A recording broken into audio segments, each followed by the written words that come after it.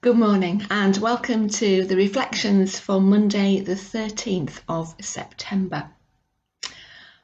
I went to Durham last Wednesday. I haven't been to Durham since before the pandemic hit, so a good 18 months. And it was crowded. We'd actually gone because Ben, my youngest, wanted to go up because his girlfriend is at sixth form college in Durham, and we took her. They disappeared off for a while, and I went and had a cup of coffee and did some paperwork.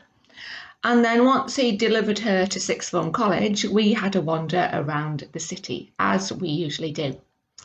And you can't go to Durham and not go to the cathedral.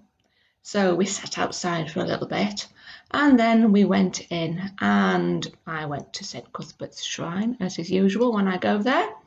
We always go into the shop, and I love looking at the stained glass windows. I love the modern ones that there are, and the way that the sun was beaming through some of them was just amazing. In fact, Ben took some beautiful photographs of the reflections on the stones of all the different colours. But there was one window which I don't actually remember seeing before. It's obviously been there a while because it was put there in about 2001, so it's 20 years old anyway. But it must have just been the way the sun was shining through it on Wednesday that made me stop and really look at this window. I've actually bought a card which doesn't particularly do the window justice. It's much better in real life. But it was the Transfiguration window, and I'm going to put a picture of the card in when I put this up onto Facebook. And I suppose the way the sun was shining through it made it much more of a transfiguration. It was actually golden light that was coming through. If you've ever seen the window, you'll know that the sides of it are much more of an orangey red glass. And it was just amazing the way the light was shining through. If you haven't already seen it, I would go and have a look, preferably on a sunny day to get the full effect of it. It's down beside St Cuthbert's Shrine. Stained glass is a wonderful thing, even the old stained glass, which we might find harder to understand. Obviously, they were put in to help the illiterate, poor people in the areas be able to see the stories of the Bible come to life. And today, our stained glass still does that. And maybe in hundreds of years' time, the people who are walking through Durham Cathedral then will think that our stained glass is old, and they will have their own modern takes on what stained glass should be. I love looking around old churches.